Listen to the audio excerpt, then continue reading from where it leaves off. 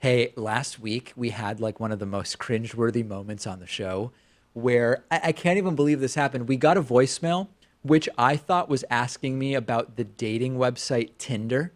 And it was actually asking me about tenure. And I answered the entire thing as if they were asking about the dating website.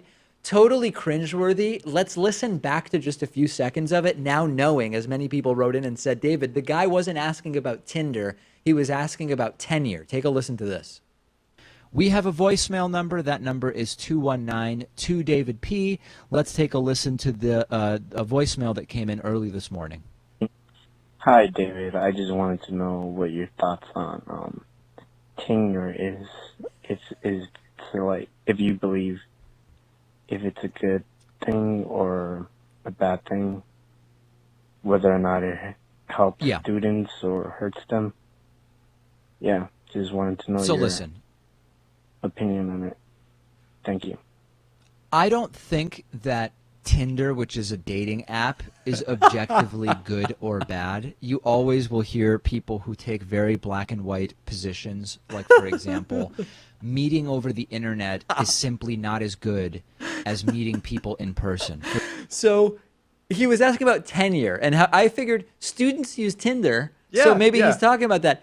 But he was talking about tenure, okay? So we should just deal with that, right? Now looking back at it, it's pretty funny because he does mention students. But Yeah, and yeah, I I was thought like, he it was said Tinder as well. students dating as opposed to meeting on campus, out at meeting online. So listen, there's some obvious pros to tenure.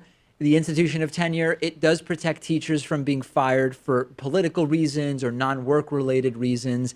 It prevents school districts from firing experienced teachers who are now earning more money to hire cheaper teachers who are also less experienced and not as good for the learning environment.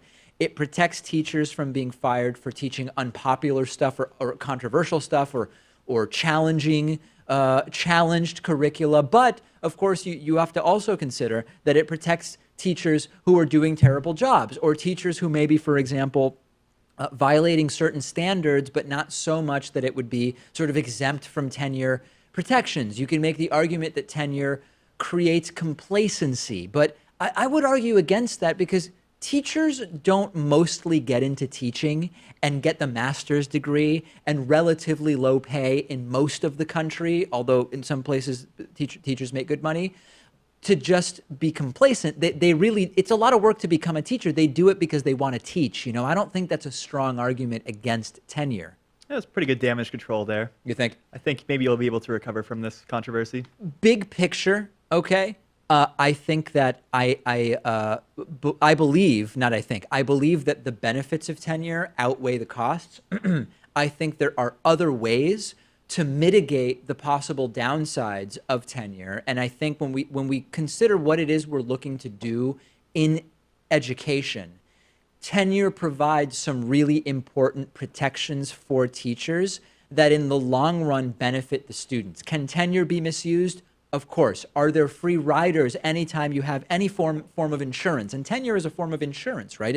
It's a job insurance or a job guarantee or a job protection for tenured teachers.